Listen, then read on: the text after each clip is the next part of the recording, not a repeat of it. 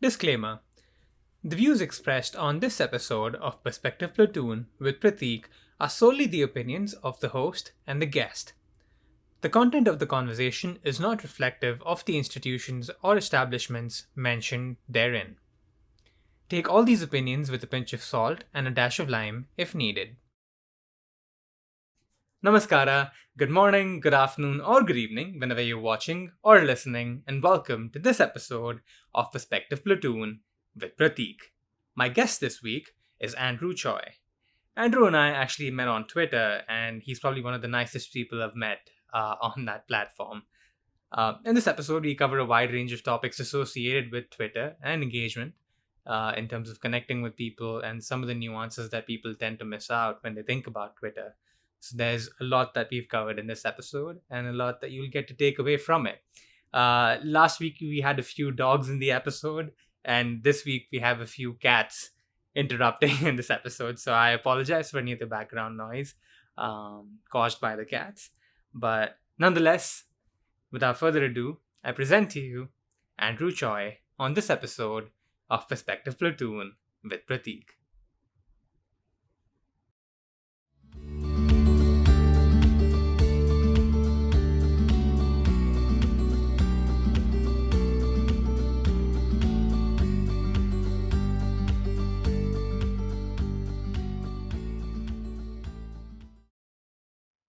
Hey Andrew, how's it going?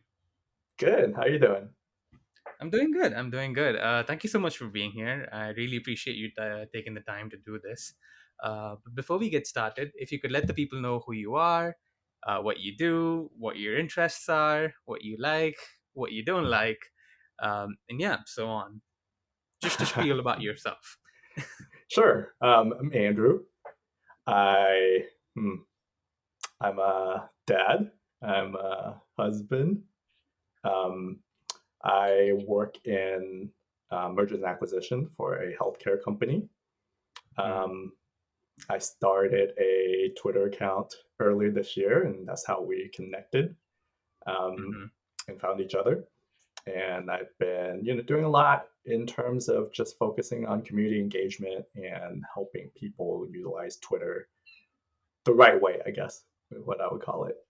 Just mm, really making social, professional connections and really engaging with others um, and finding healthy connections.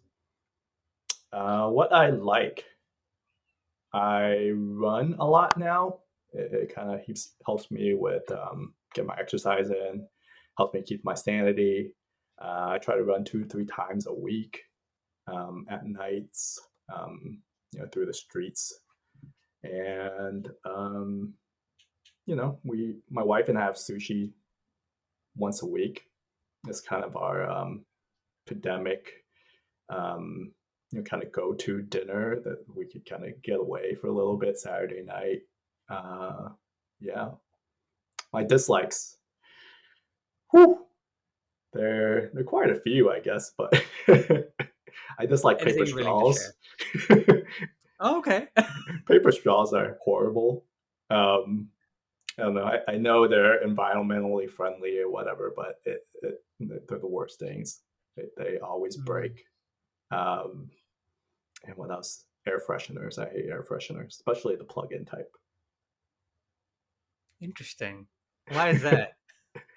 It's really strong. I can't. Mm, The smell is really irritating to me, I guess. Um, mm, I think the mild ones are okay, maybe like vanilla or something. But like there are some that are just like overpowering, and like if I sit in a room with plug in air freshener for like a minute, I just get nauseated. mm. Interesting. Yeah, I've never gotten that as a dislike before. I've gotten things like laundry, uh, doing dishes. I've also got doing dishes as something that people tend to like doing because they find it therapeutic. So yeah, that's I that's kind the of like first. doing dishes. I do Oh, you like like doing it too? dishes. Yeah, it's a little bit of it's like a meditation, a little bit, Hmm. Hmm. a little bit, Interesting. just running Yeah, I water guess. and repetitive motions. Hmm. Fair enough. Just wanted to make a quick mention that you might hear some rumbling and some meowing in the background. That's my roommate's cats. So for those of you listening or watching, I apologize for any of the interruptions. But speaking of Twitter, um, what got you into Twitter, and how long have you been on Twitter? Yeah, I just started this new account earlier this year, around January. Um, I had an account, a separate account, probably since 2009, where Hmm. I followed mostly, sports, politics, news, for the most part, um, and never really created any content. Rarely commented on anything. Maybe liked a couple posts every once in a while, but that's about it. Hmm. And it really wasn't towards until close to probably end of last year before I started to see. I follow an account. I don't know if you follow Adit. Um, Hmm. I think he had like probably less than 1,000 followers at the time. But basically, he was talking about this positive community on Twitter and how he's DMing people and engaging with people, and I just never saw that side of Twitter. So I Hmm. had no idea what he was talking about. So I followed him some more and kind of engaged with some of that. I mean, not necessarily commenting, but like just like following some of his posts. And yeah, I felt compelled, to create a new account and see how this works, right? Like I was like, well, I could create content. It's not difficult. Hmm. um, but I think when you first start out, it is you have no followers.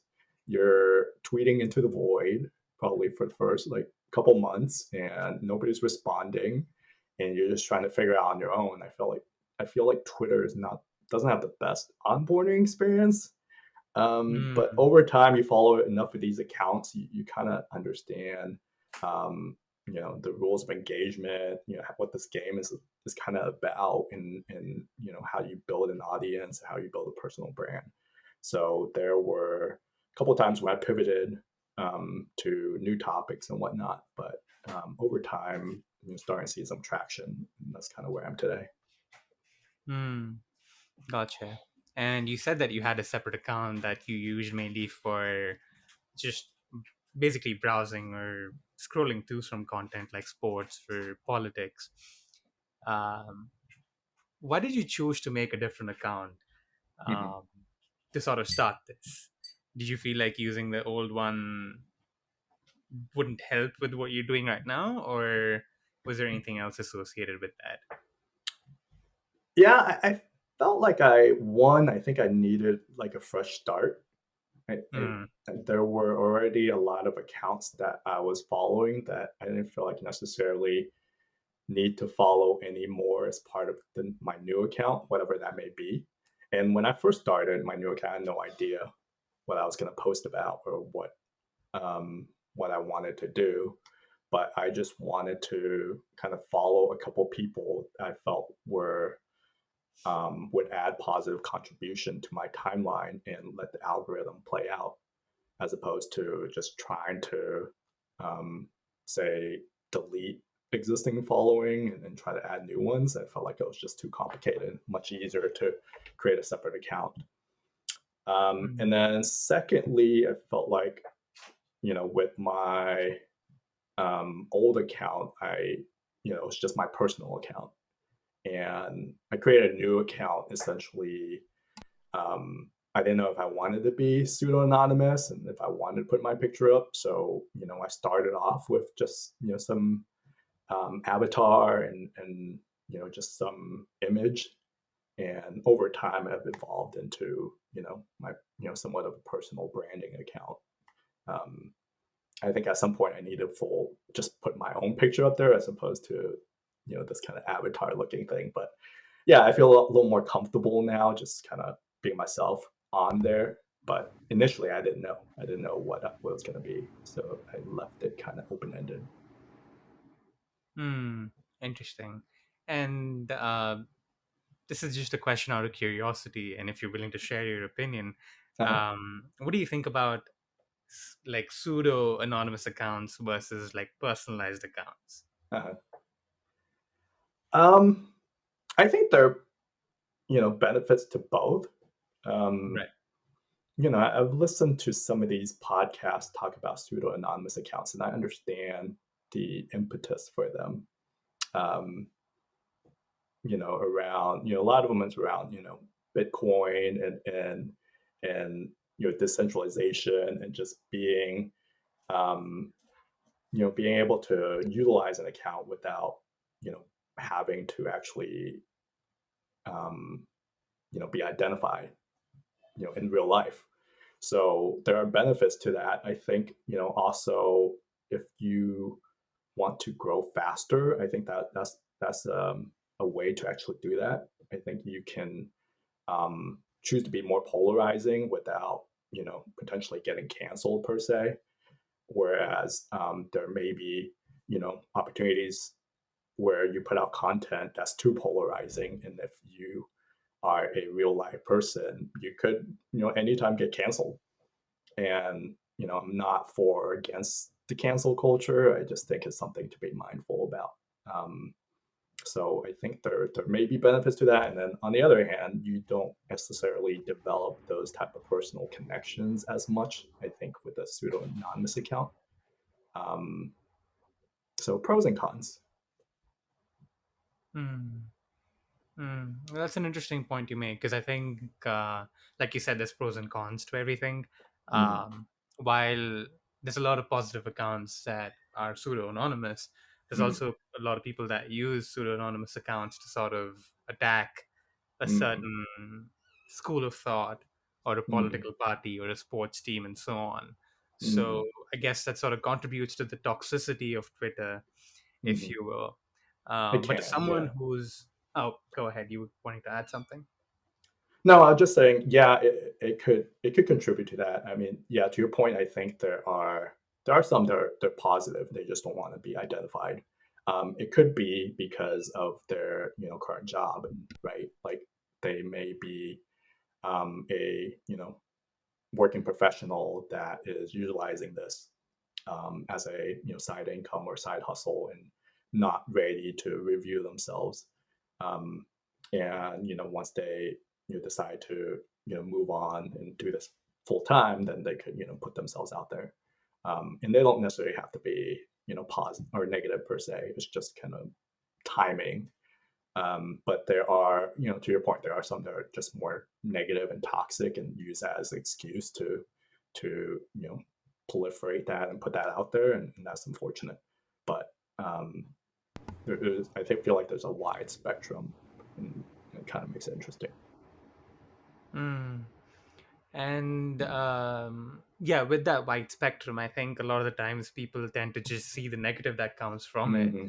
So Hmm. if you were talking to someone who's not using Twitter at all, what would be your pitch to them to sort of get them into the better side of Twitter, if you will? I think I feel like it's difficult. Um, if I were telling a friend about it, because it's just such a huge gap. Unless they're familiar with the side of Twitter already, I feel like it's such a huge gap to convince someone because they already have this image of what Twitter is or may be. Um, if someone is on Twitter, then I could potentially show them my account and all these more positivity around it, and they could slowly kind of gain awareness of what's going on with my account and build that momentum to do it themselves. um, but yeah, it just depends on their awareness level and how they think about Twitter, um, to get them to take a step forward in that direction, really. Mm. And you make an interesting point there about preconceived notions and how, we can be very much married to those notions. uh, Um, do you think, I mean, and this is very subjective and I understand that, but do you think there's any way that a sense of building community can mm. help, like, burst some of these bubbles of preconceived notions? Yeah, I believe so. I think I'm really bullish on Twitter. I feel like they're putting out a lot of amazing tools for creators to really kind of sell themselves and their brand. Spaces being one of them. I feel like they're starting to implement ways to help creators monetize. I know they've implemented a beta version of TipJar. They may be integrating some newsletter platforms and whatnot. um, I see them doing a lot of creative things. So I when I do get a chance, I could talk about those things and how they're trying to cultivate communities for creators.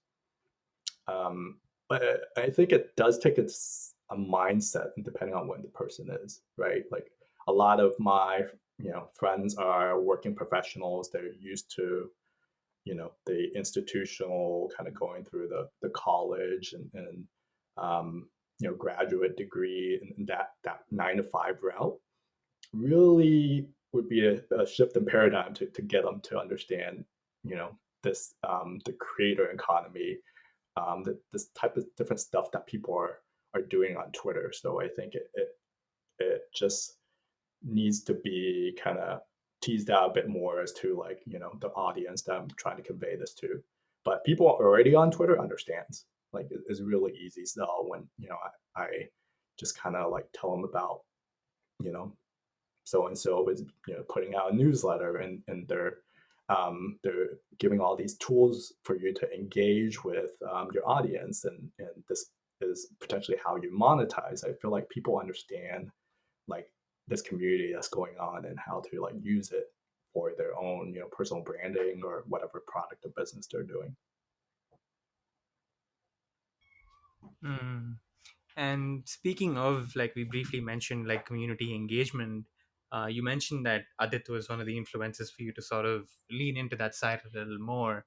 But were there any specifics that sort of gravitated you towards that a little more, compared Mhm. to be it self-awareness related content or health related content and so on? Yeah, it's a bit of a journey, I think. And when I think back, it all kind of makes sense, but it didn't really, it wasn't a vision that I kind of started with, right?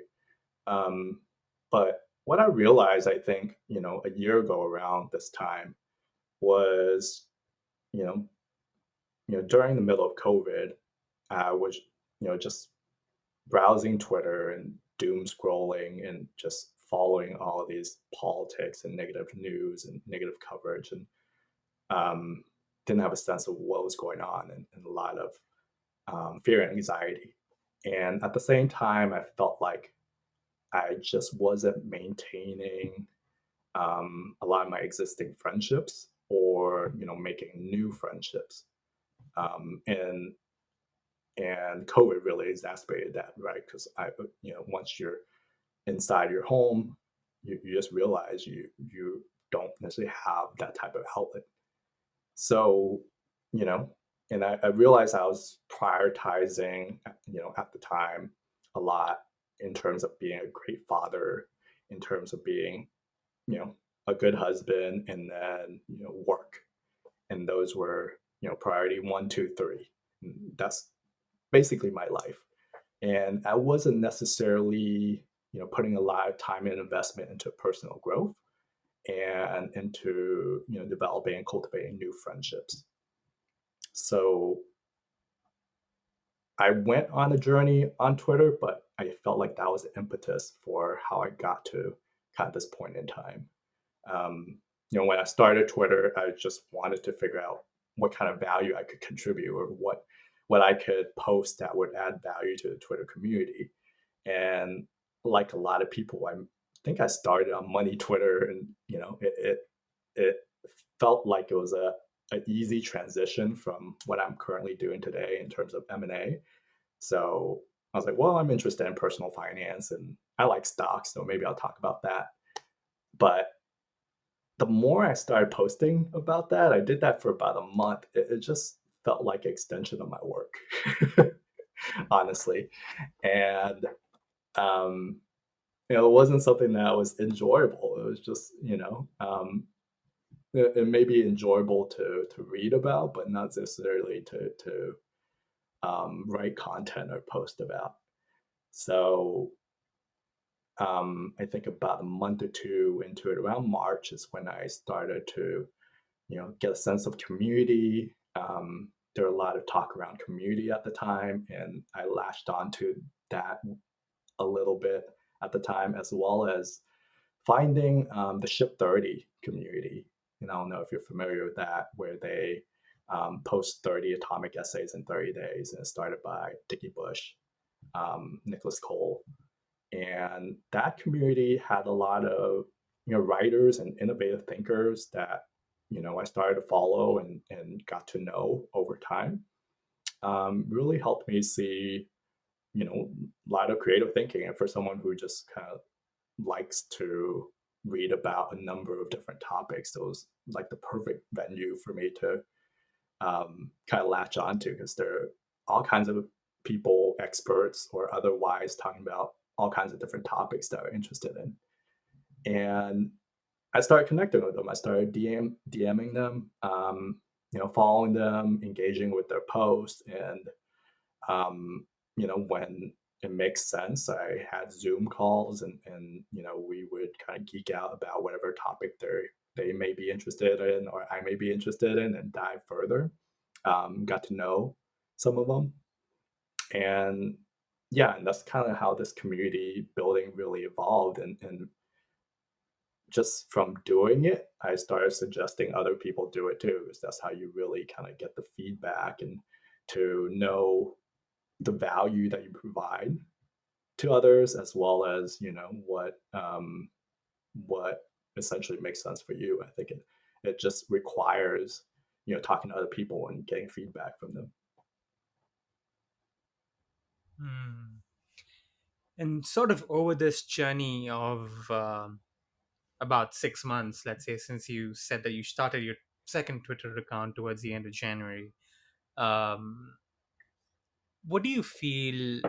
Uh, what do you feel about, like, in terms of adding value versus sharing opinions? Because I feel like there's sometimes more gravity towards sharing opinions, and if you share somebody's opinion, or if you share somebody else's opinion, they gravitate towards you a little more. Whereas if you're Hmm. sharing value, you don't get as many people sort of hopping on that bandwagon. Hmm. So, in terms of your perspective, how do you view the two over your time of being on, um, or like creating content? Hmm. Can you define that a little further? You mentioned sharing opinion of other versus providing value, like just maybe my own knowledge. Is that what you mean? Yeah, in the sense that, like, a lot of the times I've seen people even say this, and I think Uh-huh. even Adit might have said this once. Like, shit posting. I apologize Right, right. for cursing there, but shit posting tends to get a lot of followers in comparison to, like, people trying to add value. Uh-huh. So, Got what it. is your observation of that? Like that Uh-huh. sort of dichotomy, if you will. Yeah. No, I get it. Um, I think you need a little of both. I think, you know, I could potentially just focus on adding value all day, but it's like, sometimes you just need like a comedic break, right? Like whenever you're watching a drama, if the movie is 2.5 hours long and it's serious the whole time, you're just drained at the end, right? Like I love to learn, but if I'm trying to take a class for the whole day, um, I'll be pretty tired at the end, right? So a shit post in between, or just some observation, something relatable, I think gets engagement. Sometimes get more engagement outside your core, and bring other people in with you, right? Because when you are too focused on a certain topic or a niche, then you get a specific audience um, that cater to that. So to your point, it may be a little more narrowly focused and refined, but sometimes you put out a post, shit post or otherwise, that goes a little more viral and gets retweeted by people outside of your topic. um, you get other people to kind of follow, and they may be a little bit tangential to whatever your topic is about, but then they could tease out the relevance of what you're talking about to kind of their world, and over time they may do a retweet and expand it to their following, and you get a little more followers. So I feel like you need to mix it up a little bit. There is a game within Twitter where you provide value, try to go viral, get some engagement, expand a little bit, and then provide value for your new followers. And it's sort of a cycle where you kind of have to do a little bit of both. And that's an interesting point you make, because I think everybody's sort of testing the waters while they're initially like on this journey of creating content, right? Mm-hmm. So it makes it a lot more easier to do multiple things that you're interested in, and then maybe hone in. If your goal is to build a certain community around a specific niche, you can then hone into that. Or Mm-hmm. you could still be that kind of person who shares everything, because I've heard a few other content creators, not necessarily on Twitter, but the people I watch on YouTube and so on, talk about how switching up things can be challenging for them if they Mm-hmm. already have an established audience, because now they're not sure if that audience is going to like what the new thing that they're doing. Mm-hmm. So there's very much a possibility of them not getting like on their new things, or their new content rather, not receiving the same sort of reception as their old content did. Mm-hmm. So speaking of that, excuse me, do you see yourself switching up from being more of a community engagement sort of person into, I mean, you said that money Twitter makes you feel like you're just extending work, but Uh-huh. if money Twitter, for example, do you see Uh-huh. yourself making that change at all? I mean, I know it's maybe a little far fetched because you don't know what's going to happen in the future, but Uh-huh. is that something that you're open about? Oh yeah, for sure. I mean, this is kind of a snapshot in time, I think. For me, for all of us, really. I feel like, for someone to know, um, especially early on their journey, like what they're all about, is it's like asking someone what they want to do, when they're 5, when they grow up, right? They may say a doctor or astronaut or a policeman, but who knows? Right. So, when you have like a million follower, maybe you're kind of stuck, right? If you deviate too much from wherever got you a million follower, you may not get a lot of engagement. But I think early on is when you really get to try out different things. I have less than 1,000 follower now. I've pivoted a couple times. I feel like, and I know I'll probably pivot some more, and I think that's perfectly fine. Um, what that may be yet, I don't know, and I'm as uh, interesting to find out as you are. But for now, I've this has been good for me to one, um, get to know a lot of people, and it feels like this community aspect is important. I think kind of at least right now where I am, to get to know a lot of people, get feedback, understand what are some of the problems and challenges out there that I may be able to solve. So this, I feel like, is a kind of a signal for people to engage with me as well. The more I talk about engagement, the more people actually feel open and compelled to DM me or ask me questions, and I'm more than happy to engage with them because it helps them, it helps me, it helps the community, and I feel like that's a good signal for people.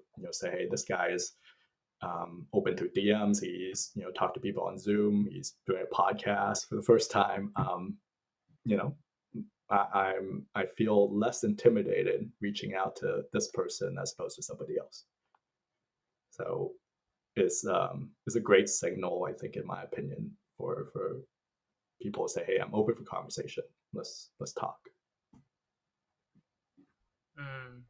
And you sort of mentioning that interestingly segues into the next question that I was actually thinking about, because there's Hmm. this website called socialbearing.com, wherein Hmm. if you type a certain Twitter handle, it creates this word cloud. And I was talking to this about Danny Miranda when I had him on the podcast too.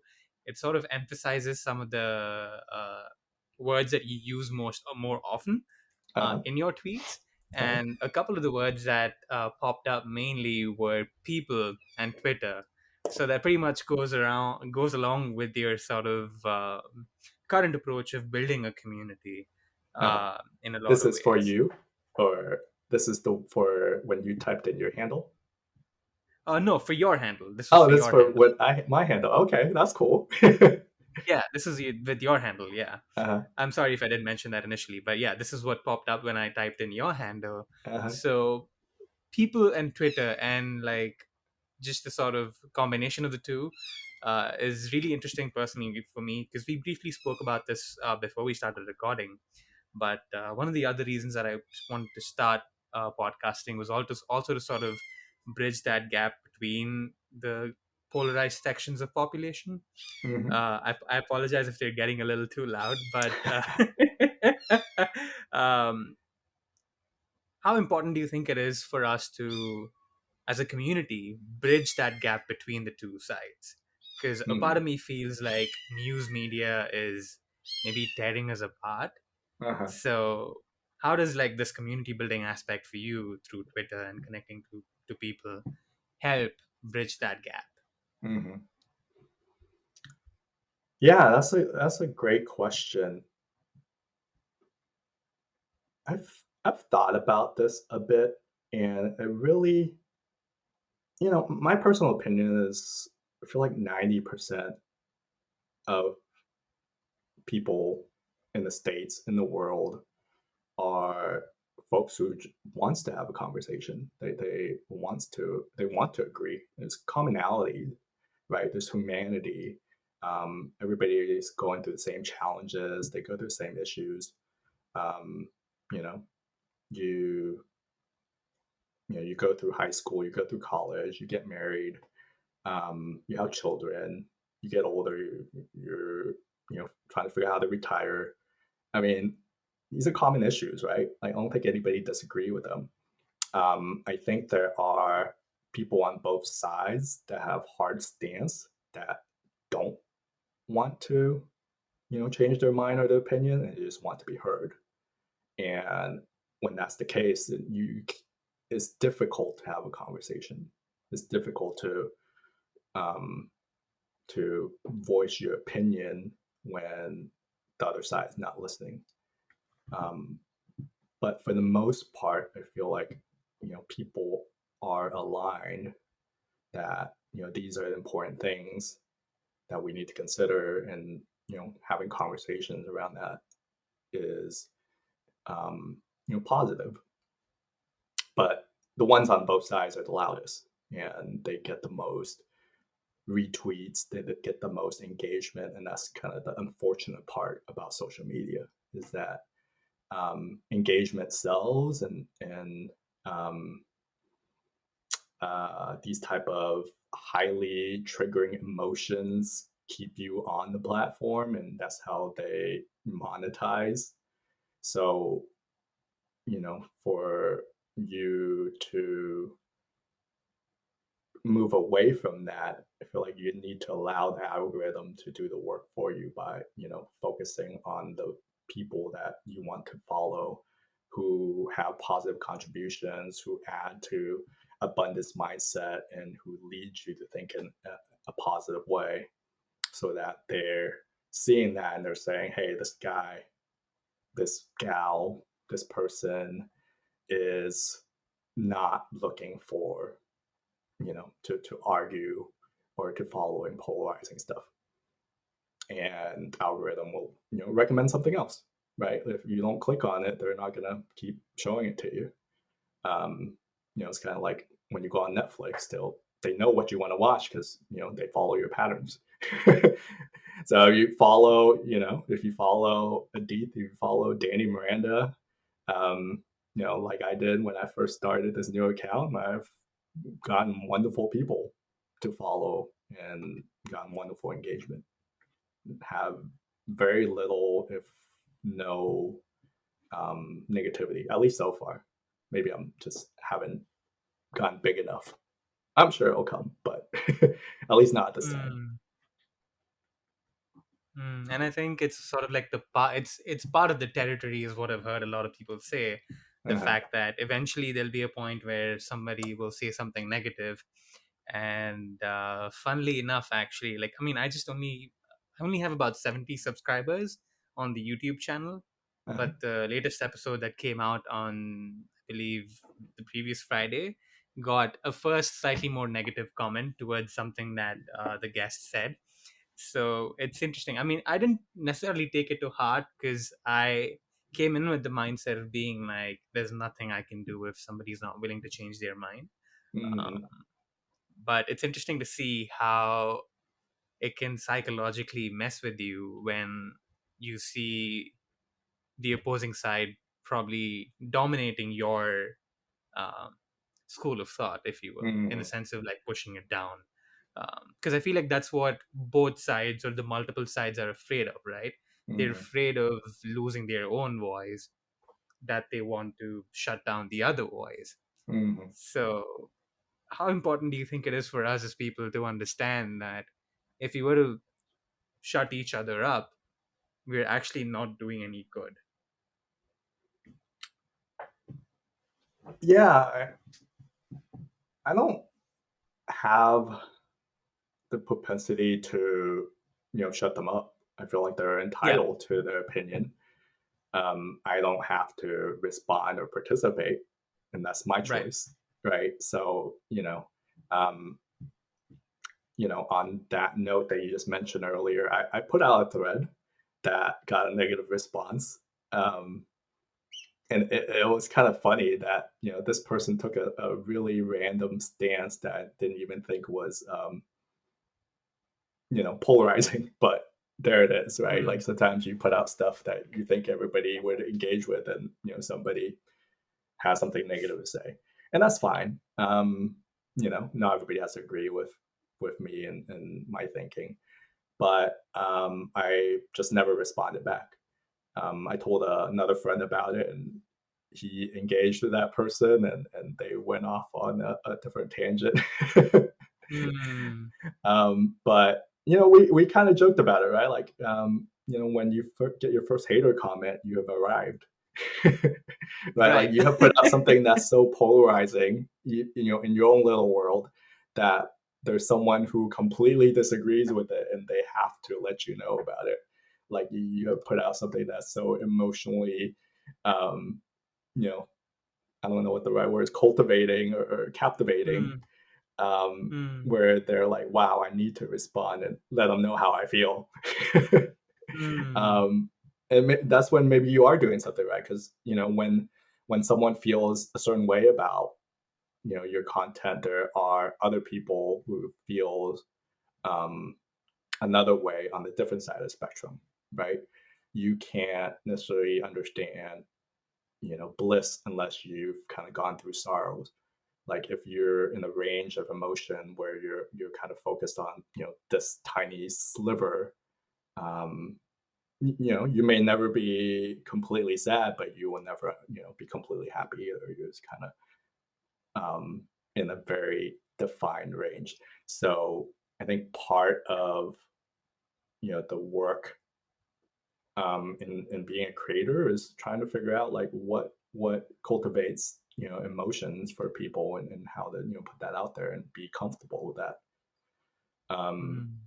and allow those kind of voices and opinions come back, and some of it may be great feedback, and so you do have to kind of take into consideration everything, and you could choose whether to engage or not. But everybody's entitled to their voice, and I think that's what makes kind of social media you know great, and kind of you know it is kind of what it is as well. Most definitely, most definitely. I think it is that sort of con that comes with the major pro of social media giving everybody a voice. But Hmm. you said something very interesting there about you like not necessarily engaging with that negative comment that you got on that thread, Hmm. and you feel like you've done something right with that. How important do you think it is for us as people to sort of hone into that, knowing that, okay, like, sure, somebody has said something negative, and some of it might be a criticism of something that you put out, or it might just be them projecting their views on something that wasn't necessarily your intention of doing. Hmm. So, how do you think, or how important do you think it is for us, rather, to sort of hone into that side of, okay, I think I'm doing something right and I should work on it, rather than feel a sense of being pulled down by that negativity? Hmm. Yeah, I think it you know, you read, it's hard just through a medium like Twitter because you get 280 characters to express a view. So if the person is coming from, to it with some, constructive criticism and feedback or personal experience they may have experienced around something I put out that is valid, for sure, let's have a conversation. If you're just choosing to comment to try to pull someone down because of XYZ, then it's not worth my time, right? I feel like there are 10 other people who are reacting positively that I could contribute my time and energy to helping, versus spending the same amount of time fighting off one negative comment. um, and it is the same energy, right? Like, it really takes the amount of 10 people to fight off certain negativity, because it's real estate in your head, and it's emotional, and it takes a lot of, especially on Twitter, a lot of nuance to really get Mm. through, to understand, and type it all out. So is that worthwhile? Maybe through a conversation, if that person is really feels it's necessarily to get their voice heard and understood, it may be worthwhile. um, and just let's talk about it. But I'd rather spend my time focusing on people who are engaging and loving this stuff, and seeing how I could take them to the next level. You make a fair point there about polarization and sort of understanding which side to hone into more in terms of the negative comments and the criticism that we get. But speaking of your tweets, I pulled up a few of your tweets to get some additional context behind them.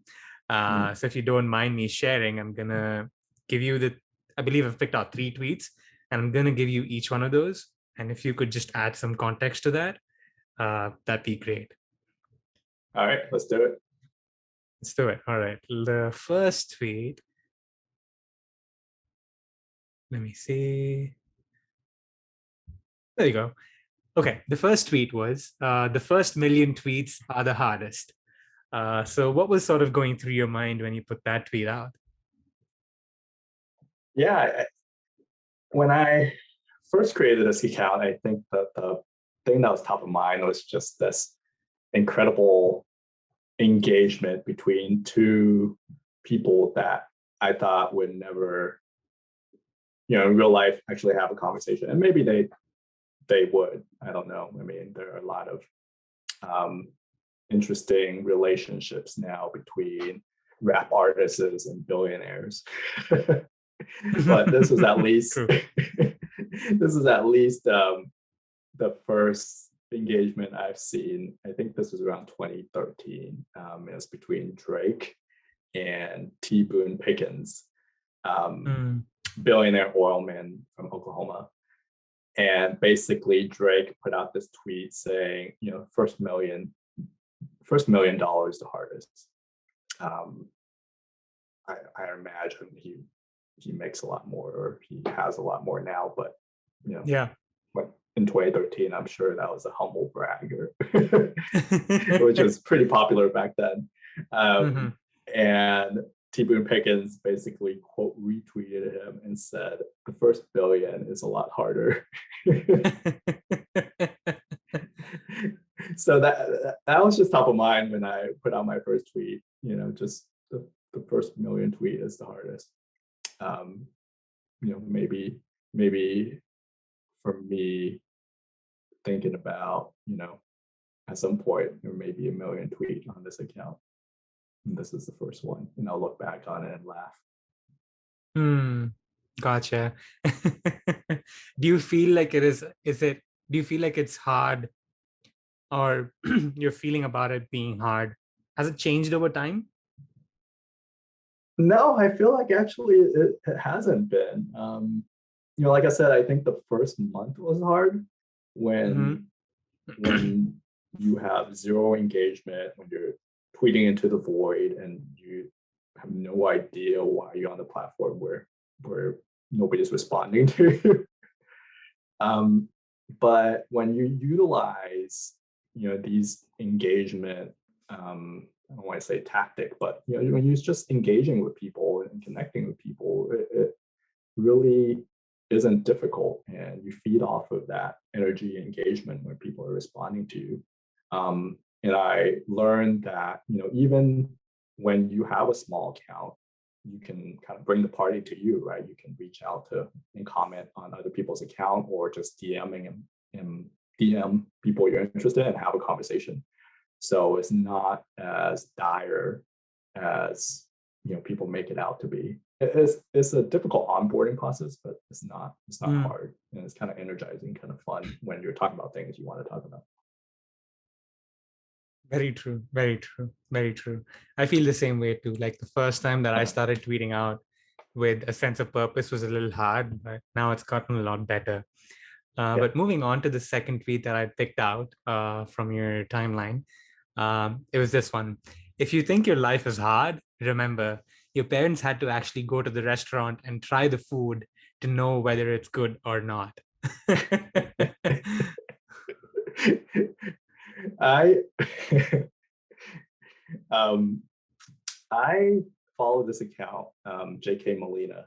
He's he writes great, engaging tweets, and I think he does ghost writing for a lot of bigger accounts. And one of the things he talked about is that certain accounts just talk about the same thing. When you like follow somebody, they do a lot of repetition, and this was one of those where I tried an idea where if you think your life is hard, think about what it was like 20, 30 years ago.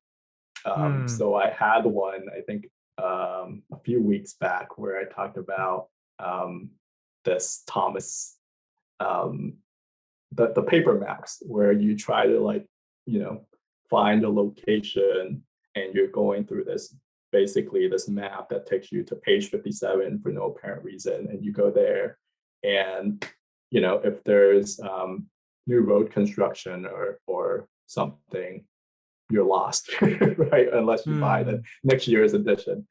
Or I had another one where you have to go through yellow pages to find a plumber. so this was just me trying to work on a series where life is pretty good. For all the complaining people do, I think it's such an amazing time to be in. Like, we have so much available in the palm of our hands, and we just need to be grateful and blessed for that. The funniest part was that a week later, this was retweeted by the official Yelp account. And I thought that was hilarious. I didn't think about that. I mean, obviously I use Yelp, but I didn't think, put one and one together. And when they retweeted, I was like, that makes sense. I wonder how they found this tweet, and finding a needle in a haystack. But technology finds weird way of connecting people. Oh yeah, very true, very true, very true. What was your initial thought when you saw that pop up saying that Yelp retweeted this? I don't know. I just thought I thought I made it. I was like, I got retweeted by Yelp. I could retire. Right. It was just more. It was just more funny for me. I found it like kind of slightly amusing. Gotcha. That's fair. That Yeah, is, yeah. I can only it's imagine how it not. feels. Yeah, it's not like Naval retweeting you, but it's up there. It's up there. It's up I there. was proud. I was proud for for my morning. Fair enough. Yeah, very true. It's not up there, but it's definitely there. Yeah, Yeah, if most I had a certainly. Twitter Hall of Fame, I'll put that up there for now. It's awesome. It's awesome. And the third tweet that I had pulled out was, I see it. I can find it real quick. There. Okay. Um, Remember, you're on Twitter for engagement. Comments are better than likes. Mhm. How important do you think it is for us to understand that it's more about that engagement component rather than just seeing a like pop up? Mhm. The other reason why I found this tweet very interesting was because I'm also a personal believer in like more comments better than them being likes, mainly because Facebook, for example, when you wish somebody, I'm the kind of person that will go back and comment to everybody if they wished me Mhm. for my birthday or congratulated me for anything. But Mhm. and this is, I'm not calling any names or taking any of my friends who are watching this, but I do tend to see people just like and sort of move on. Right.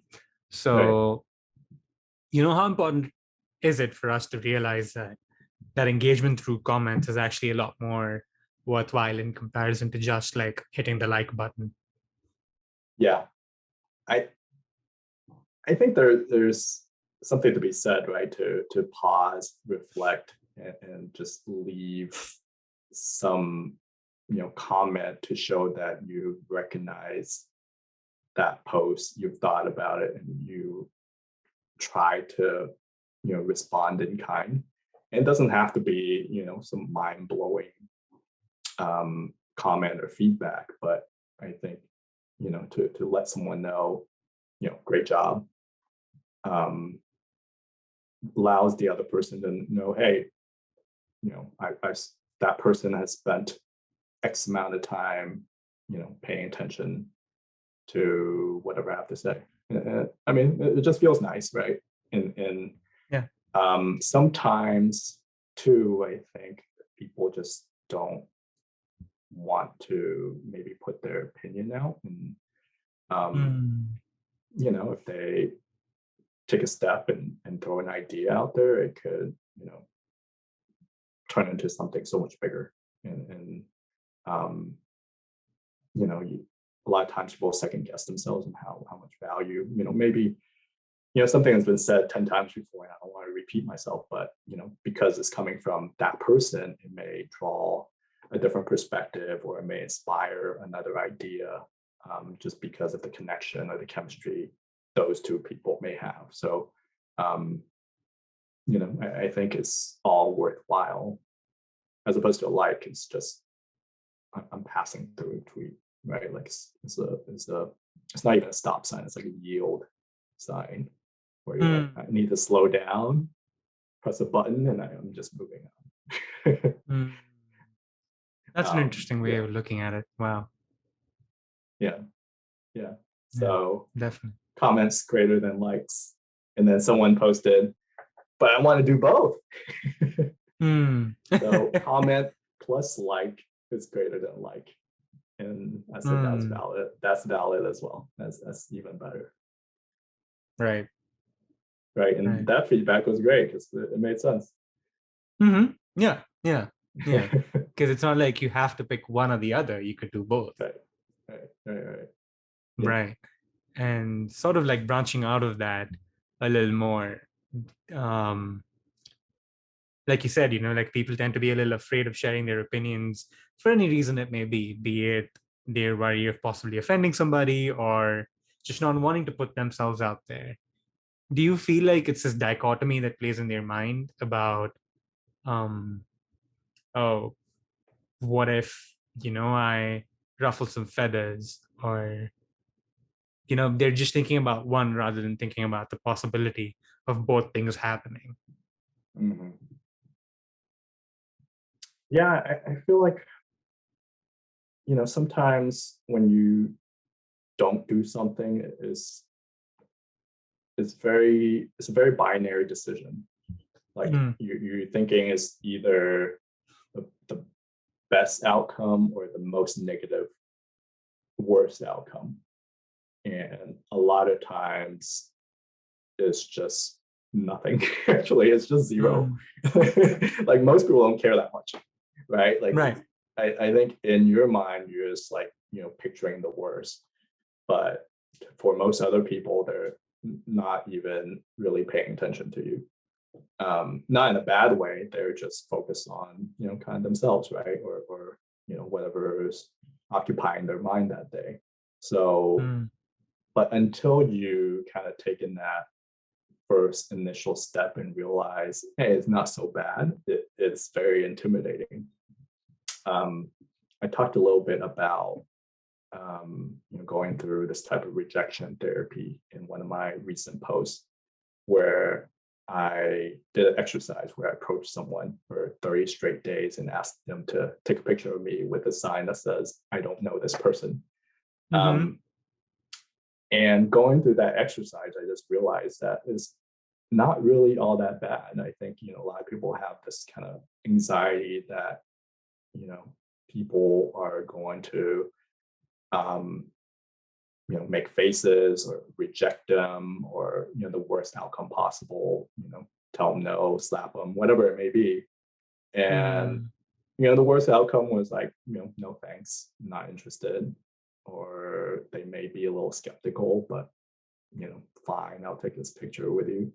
yeah. But actually, like 80% of my interactions were super positive, and I went on to have, great conversations with a lot of Mm, these folks. For the ones that at least have the time, mm, that are just, maybe at a coffee shop writing or reading a book or whatnot. I feel like people are out because they do want to engage and they just don't want to, make the first move. So by you taking an initiative and, engaging with them gives them the opportunity and an excuse to interact. And I was able to make a connection I would have never made before. So um, I think a recent tweet that Jesse had on Twitter was that instead of thinking, of all these things from A to Z, just to think about the next step, right? Let's go from A to B. mm, And what's the simplest, easiest, most lowest friction thing you could do to get to that next step, and realize that it's not that bad, and then just take another step and another step. mm. Very true. Very true. That's a beautiful way to cap off this section of the podcast. So thank you for answering all of these questions. We're going to Yeah. transition into the word association game that we were talking about. Um, so I call it Bish, Bash, Bosh, mainly because I am a soccer fan, and I once heard this person make a sound with their mouth saying Bosh while they kick the ball. So I just found it really interesting. And one day, the words Bish, Bash, Bosh just clicked in my head. And I was like, whoa, I should make this a section on the podcast. So here we are. Um, it's basically a segment where I give the guests 5 words, and they have to Mhm. respond to each of these words in 3 other words or 3 phrases. And all of these words are recurring on every episode. It's the same word or same 5 words, just a way for me to see how people respond similarly or differently to these words. So, for Mhm. example, if I was to say Twitter, what are the 3 things that come to your mind? That would sort of be the way that we're going with this. Mhm. Does that make sense? Yep. Yep. Yep. Reminds me of a improv exercise. Cool, cool, cool. Yeah. Okay. So the first word is differences. What comes to your mind when I say the word differences? Different. um, Same. Hmm. Nuances.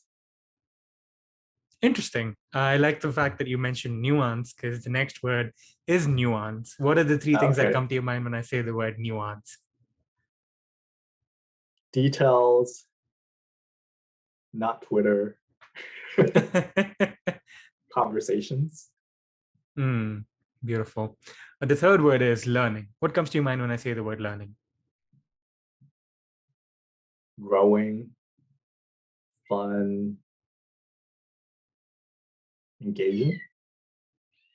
Your cat Cool. The agrees with fourth that. word is empathy. Oh, you said something? I said your cat agrees with those. Yeah, I guess it does. Yeah. The fourth word is empathy. What comes to your mind when I say the word empathy? Kindness, understanding, holding space. Interesting. That's interestingly beautiful. And the last word for this segment is similarities. What comes to your mind when I say the word similarities?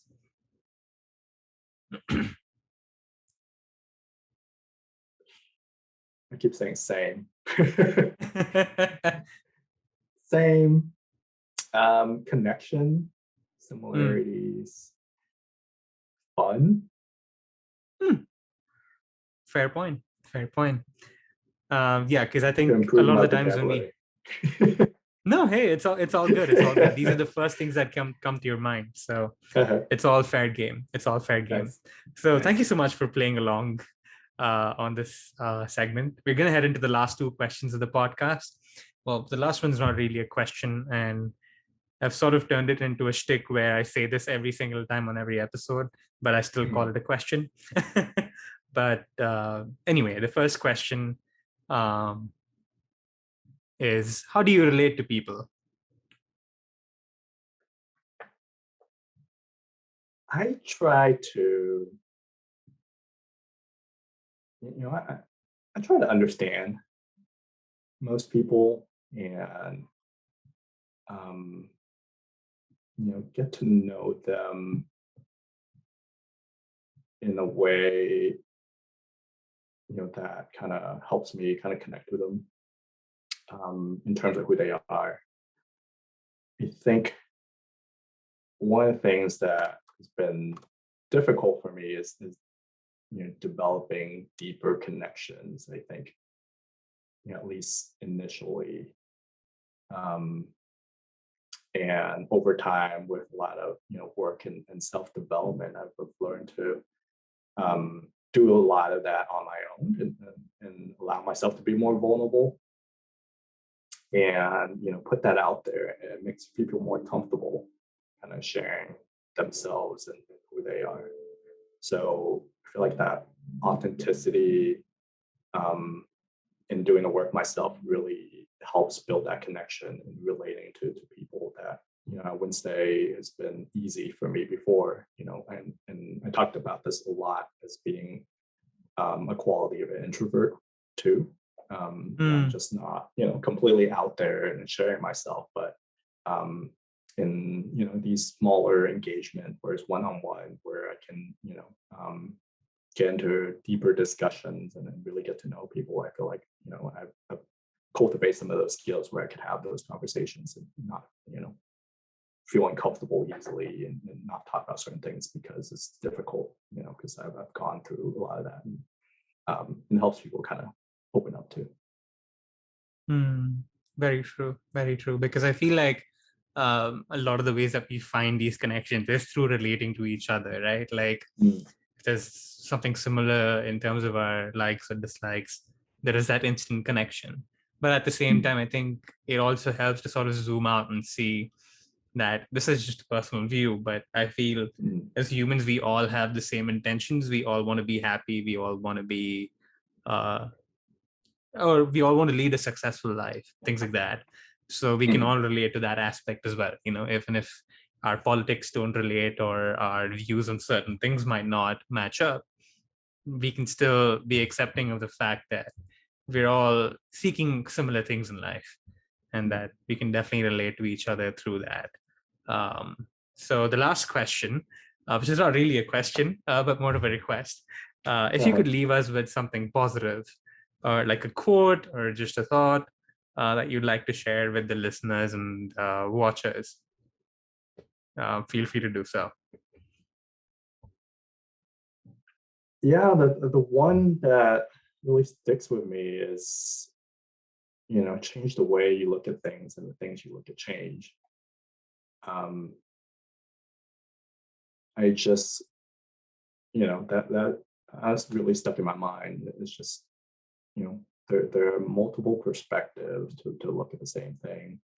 Um, it's always kind of like that elephant fable, depending on kind of where you're looking at in terms of seeing the elephant. You see a different part, and they're all true.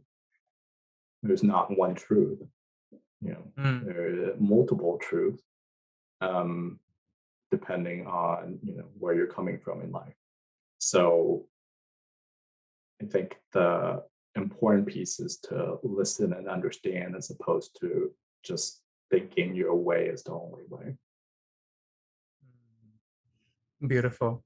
Beautiful. Well, Andrew, thank you so much for taking the time to do this. I Yeah, for really sure. appreciate you sharing your thoughts and your opinions and everything else in between. If you could mention to the people where they can find you, please feel free to do so. You can find me on Twitter. Hey, Andrew C, the letter C. That's my main social media platform for now, and hope maybe one day it'll expand, but at least for now, I think that's where people can find me. Awesome. And I'll make sure to link that down in the description below. But once again, thank you so much, Andrew, for taking the time to do this. And for those of you listening and watching, thank you. And we'll see you guys next time. Thanks.